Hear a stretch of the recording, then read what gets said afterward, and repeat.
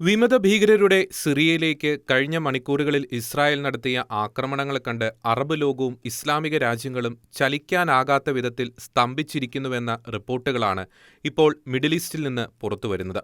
Bashar അസദിന്റെ സ്വേച്ഛാധിപത്യ ഭരണകൂടത്തെ തകർത്തെറിഞ്ഞതിന്റെ ആഘോഷത്തിമിർപ്പിനിടെ അമിതാവേശം പൂണ്ട് ഞങ്ങളിതാ വരുന്നെന്നും ജെറുസലേമിലേക്ക് മാർച്ച് ചെയ്യാൻ പോകുന്നു എന്നുമൊക്കെ തട്ടിമൂളിച്ച സിറിയയിലെ വിമത തീവ്രവാദികൾ ഡയലോഗ് അടിച്ച് നാക്കടക്കുന്നതിനു മുമ്പ് അന്തരീക്ഷത്തിലൂടെ എത്തിയ ഇസ്രായേലിന്റെ കനത്ത ആക്രമണത്തിൽ തകർന്ന് തരിപ്പണമായിരിക്കുകയാണ്.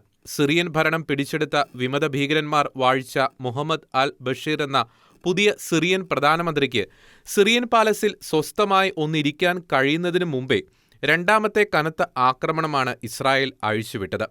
350ഓളം പോർ വിമാനങ്ങൾ ഡമാസ്കസ്, ഹോംസ്, ടാർട്ടസ്, ലതാക്കിയ, പാൽമിറ എന്നിവിടങ്ങളിലെ എയർഫീൽഡുകളിൽ അണിനിരക്കുകയും വിമാന ബാറ്ററികൾ, മിസൈലുകൾ, ഡ്രോണുകൾ, യുദ്ധവിമാനങ്ങൾ, ടാങ്കുകൾ, ആയുധനിർമ്മാണ കേന്ദ്രങ്ങൾ എന്നിവ ആദ്യം തന്നെ തകർത്ത് ചാരമാക്കുകയും ചെയ്തു. പിന്നീടുള്ള ആക്രമണങ്ങളൊക്കെ ആയുധ ഡിപ്പോകൾ, സൈനിക ഘടനകൾ, ലോഞ്ചറുകൾ, ഫയറിംഗ് പൊസിഷനുകൾ എന്നിവ ലക്ഷ്യമിട്ടുള്ള ഗ്രൗണ്ട് ഓപ്പറേഷനുകളെ അടിസ്ഥാനപ്പെടുത്തിക്കൊണ്ടായിരുന്നു. ആയുധശേഖരങ്ങൾ കൂടാതെ സിഗ്നൽ സംവിധാനങ്ങൾ, വിമാനത്താവളങ്ങൾ, റഡാർ സംവിധാനങ്ങൾ, മർമ്മപ്രധാന സൈനിക കേന്ദ്രങ്ങൾ തുടങ്ങിയവയെല്ലാം തകർത്ത ഇസ്രായേൽ കഴിഞ്ഞ ഏതാനും മണിക്കൂറുകൾക്കുള്ളിൽ സിറിയയുടെ 300ഓളം കേന്ദ്രങ്ങളിൽ 500-നടുത്ത് ആക്രമണങ്ങൾ അഴിച്ചുവിട്ടുകൊണ്ടാണ് അവരുടെ സൈനിക കേന്ദ്രങ്ങൾ പൂർണ്ണമായും തന്നെ ചാമ്പലാക്കിയത്. കൂടാതെ അവരുടെ 3/4% സൈനിക ശക്തികളെയും തച്ചുടച്ചിരിക്കുകയാണ്. കൂടാതെ നെതന്യാഹുവിന്റെ പട്ടാളം അൽ-ബൈദ, ലതാക്കിയ തുറമുഖങ്ങളിൽ നടത്തിയ കനത്ത വ്യോമാക്രമണങ്ങൾ സിറിയൻ സൈനിക ശേഷിയുടെ നട്ടെല്ല് തന്നെ ഒടിച്ചിരിക്കുകയാണ്. സിറിയയുടെ 15ഓളം യുദ്ധക്കപ്പലുകളും തുറമുഖങ്ങളുമാണ് ഈ ആക്രമണത്തിൽ ഇസ്രായേൽ തകർത്ത് ധൂളിയാക്കിയത്. സയനിസ്റ്റ് സംഹാരത്തിന്റെ കനൽ വീണ് ചാമ്പലാകാത്ത ഒരു സൈനിക താവളം പോലും സിറിയയിലില്ല എന്നതാണ് ഇപ്പോൾ അവിടുത്തെ അവസ്ഥ. കൂടാതെ ദമാസ്കസിന്റെ തെക്ക് പടിഞ്ഞാറുള്ള മെസ്സെ എയർബേസിൽ സിറിയൻ സൈനിക ഹെലികോപ്റ്ററുകളും ഡസൻ കണക്കിന് മിസൈലുകളും തകർത്തുകളഞ്ഞെന്നാണ് റിപ്പോർട്ടുകൾ.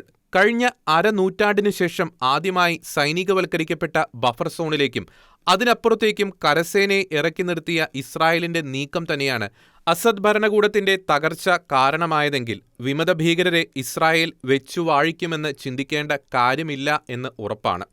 വിമത ഭീകരർ സിറിയയിലേക്ക് ആക്രമണം ശക്തമാക്കിക്കൊണ്ടിരിക്കുമ്പോൾ ഗോലൻ കുന്നുകൾ കൈവശപ്പെടുത്തിയ ശേഷം നെതന്യാഹു പറഞ്ഞത് തങ്ങൾക്ക് നേരെ നാളെ വരാൻ സാധ്യതയുള്ള ശത്രുതയുടെ ഒരു ശക്തിയെയും തങ്ങളുടെ അതിർത്തിയിലേക്ക് അടുക്കാൻ പോലും അനുവദിക്കില്ല എന്നായിരുന്നു. ഇസ്രായേൽ പ്രതിരോധ മന്ത്രിയാകട്ടെ ഒരു പടി കൂടി കടന്ന് ഇസ്രായേലിന് ഭീഷണിയാകുന്ന എല്ലാ സംവിധാനങ്ങളും നശിപ്പിക്കുകയാണ് ലക്ഷ്യമെന്നും സിറിയൻ നാവികപ്പടയ്ക്കെതിരെ നടന്ന ആക്രമണങ്ങളെല്ലാം വലിയ വിജയമായിരുന്നുവെന്നും ഇപ്പോൾ പ്രസ്താവിച്ചിരിക്കുകയാണ്.